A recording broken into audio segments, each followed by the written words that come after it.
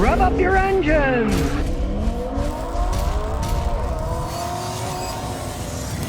People are always asking me, Scotty, can I buy a used Avalon? Well, this guy's thinking about buying a used Avalon, so I'm going to check it out and show you. Start with the usual.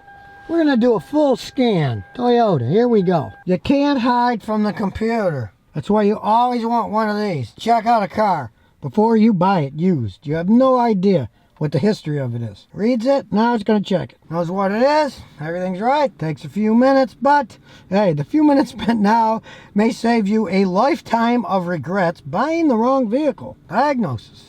Auto scan, and it's off. The tire pressure monitoring system has a warning. It'll probably get a code for that. That's pretty typical because as they age, the batteries in the tire pressure monitoring on each tire inside the valve stem, there's a little battery and it tells the pressure to the car. The batteries wear out. It's 12 years old. The batteries run out of power. You can spend a fortune changing all that out. Most people just ignore it and check the tire pressure. That's not something that's a deal killer. And while we're waiting, let's check everything else out while the computer's doing its job. Temperature up, temperature down. The readouts seem to be working pretty good. It's also got an airbag light, so it's probably going to have airbag codes. This is done, we'll start out, okay? Got two codes for the ABS. Let's see what they are. Rear speed sensor and left rear speed sensor. So either the sensors are bad or the wiring, who knows. But just realize the anti-lock brake system won't work now. It also has an immobilizer fault. Let's see what that is. Code for push switch key unlock warning switch. I often see that code. Sometimes somebody tries the wrong key. That's not a deal breaker either. Live data, that gives me a lot of information about the car. So far everything's good. These are color coded. If they change from black, it means there's a problem. So I'm looking for colors and I'm looking at. Now short-term fuel is adding 0, 2.33, the other side 7. Not too bad. It's relatively close on a car that's got 115,000 miles. Oh, it's pretty normal. A lot of information in these things. EVAP monitor is incomplete. That kind of waves a flag for me. Why is it incomplete? Because as it stands now, with that incomplete, this car would not be legally inspected in the state of Texas. Could be there's a problem in that system. It can be an expensive repair. Now this vehicle doesn't go out until 10 of 20 and it's 2 of 20 now, but still that's something to be a little bit worried about. So here we're going to hook up a simpler device. See what it says when we plug it in. It plugs in the same data port. The information out of here. We'll shut it off, turn it on, press enter. Now it's working and we'll see. Special functions. Global functions. And we'll go to state OBD check. But it shows 7 monitors okay, monitors incomplete 0. Even though it has a minor flaw, when we look at the mill status, that shows it's okay, and EVAP system is incomplete. When we go back, so since it was cleared, all supported monitors are okay. So even though there seems to be a little glitch in the EVAP monitor, it still would pass the test. So an old car like this with this kind of mileage, it's going for a relatively low amount of dollars. It could be okay. Get out of the car and go into the hood. Okay, it's got the big V6 engine. Take that crap off. Look inside. This isn't the original engine. This is from a junkyard. They always mark them like that. But it sounds good. And we'll look under for wreck damage. And we can say this thing's been wrecked and a lot of work done on it. So we're going to have to road test it. Went on a road test, drove pretty smooth. The struts are a little bit worn. You kind of expect that. So you can argue on the price, haggle, get a little bit lower, maybe $3,500. It's a decent vehicle. Well, the seats are clean. Okay, and if you're waiting with bated breath to see what happened, well, customer decided not to buy it. It used engine in it with junkyard markings. It did run good and rode okay, even though the struts were worn, it kind of bounced around. But when we saw the title, we saw that in reality, title was in K Auto Sales. So it was a used car lot that's actually selling it. And to me, it looked like it was a wash title from another state that they switched to Texas because there was no information on it. No odometer reading. Had no lien holders. It's supposed to show who's owned the car before. And the guy who came with the car said that he was selling it for an elderly Pakistani friend of his, which is kind of a giveaway to me that shady stuff is going on. I see this all the time. Used car lots hire guys externally to sell cars. They pretend that they're selling it for a friend because that way the guy you're dealing with, his name isn't on anything. If you do buy it, the deal is done. You'll never find that guy again. I had that happen to a person a couple years ago. They had a phone number when they called it up, was out of order. And they found out the car they bought and an engine was starting to go out. Couldn't contact the person that sold it to them. The title was in somebody else's name. And the dead giveaway here was the title was not signed. When you get a title to a car, by law.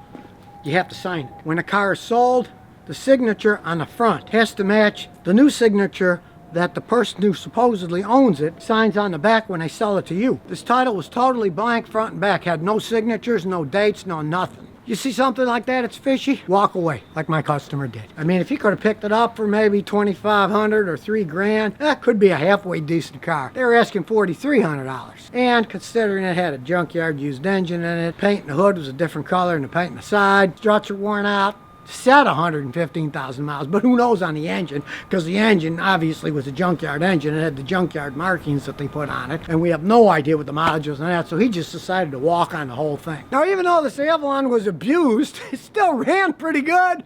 Junkyard engine at all, so they are pretty good cars, but this shows you why you want a mechanic like me to check out a car before you buy it. Because we'll find the nitty-gritty. And being a pro, I've seen every trick in the book. When guys start telling me they're selling it for a friend, the bells start ringing in my head. And I want to see all the legal documents first to analyze them. If you can get it cheap enough and it runs as good as this one did, go ahead. But since it's really a car lot selling the thing, as far as I can figure out, they're not going to come down too much because it's an Avalon that ran pretty good. And they'll find somebody else to probably pay the $4,300 who won't have a mechanic that's as in tune with the cars as me to say, yeah, maybe if you get it cheap enough. But at that price, yeah, I'd walk. And here's some bonus questions and answers. Derek DeBeck says, my wife's shopping for an SUV. She narrowed to an MDX or a GL450. Both are 2011, 110,000 miles. I go with the MDX on that because I am not a fan of those V8 engines. They're endless money pits as they age. And the MDX is a pretty tried and true 6-cylinder engine that can last a really long time. The only qualification I would put is I would not really buy one that's all-wheel drive. Those transmissions and all-wheel drive systems, as they age and it's 110,000 miles, can have problems. But if it's just front-wheel drive, that's perfectly fine. They don't have problems. P-Rotate says, I have a ton of respect for older Nissans and Datsuns, cool, reliable cars that drive great. Yes, I agree entirely. And you got to accentuate the older. Yeah, when they were Datsuns, hey, they were great cars. Like a B210 Datsun that could run a really long time. Or you could get a 240Z when they came out, a little racy car thing. They made great cars. And then the early Nissans were okay, but then in 2000, Renault took over and they just went... What was it, last year? They lost 83% of their sales, and so did Renault. And they're making junk these days. Stay away from them. Jay Santos said, how do you fix hard shifting from first to second gear only? Thanks. Okay. If yours has little solenoids inside the transmission, and there's one for first to second gear, replace that and pray. And, of course, change the filter and fluid. Now, unfortunately, first to second gear is what always wears out in most automatic transmissions. That's the acceleration, first to second. And a lot of times it just means that your transmission is wearing out internally, sadly but truly. Most of the cars that I get that have a transmission problem from first to second, if it isn't a solenoid, they need to be rebuilt at some point in time. Now, if you baby them when you're going from first to second and go, I got customers who do that for years and they're still running down the road. But a lot of times it just means that it's starting to go out from first to second gear. And if you baby it and the other gears don't, who knows, could last a long time. Dustin said, please help me with my Chevy Cavalier and need any advice you can give. Baby it, change the engine oil and filter every 3,000 miles. Baby that transmission, that's the weakest thing. They will burn out. Stay away from flood water. I mean, if it lasted this long and it's still going.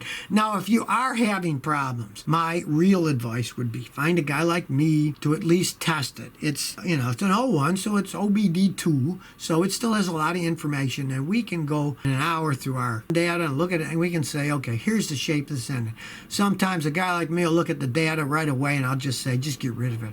I'll say, look, the transmission's wearing, the fuel injection's wearing, the ignition system is wearing, and if everything's wearing out, you don't put money in an old car like that. It's just foolish. But start with having a guy analyze it, and then you don't want to put money in and then find out it's a clunker. If you find out it's pretty much just worn out, then drive it till the wheels fall off, or if they're falling off now, get another car.